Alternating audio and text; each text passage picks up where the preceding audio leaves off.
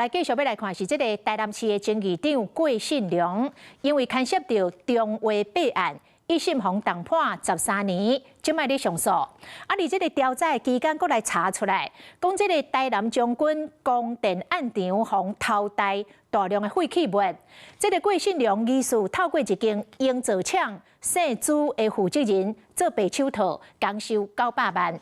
虽然双方拢辩讲两个人是互相借用钱的关系，但是这个讲法无互采信。这个姓朱的负责人互收押，即卖阁延长收押核准。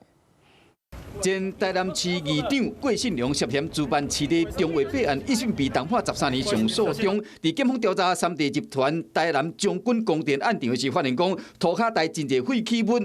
是来自一间营造包商，进一步调查金流时怀疑讲营造厂姓朱的负责人可能是专案的白手套，所以讲今年6月点点发动第二波搜索甲约谈行动，同时调查出郭信良涉嫌透过伊去向摕900万块的红包。虽然郭信良应承的是讲这金流是借贷关系，也毋过无被采信，所以讲姓朱的负责人被收押，即卖延押核准。这件事情我们是知道，但是后续的事情就看检调那边怎么处理啊，我不方便做回答。郭信良就是他有来过这里吗？有没有印象？没有。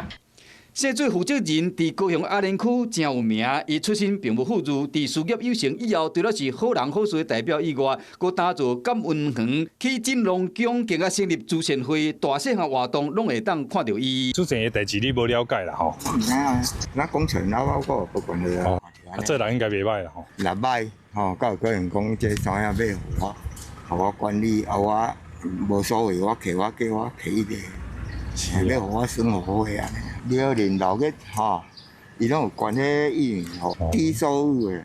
到底伊甲郭信良伫整个案件中扮演什么款的角色？幕后的总惊人又阁是虾米人？再去郭信良甲其他的3人，又阁被带回市调处去调查。Hello， 我是蒋欣梅。想要抢先掌握最及时的新闻资讯吗？赶快订阅、按赞、开启小铃铛，锁定华视新闻 YouTube 频道。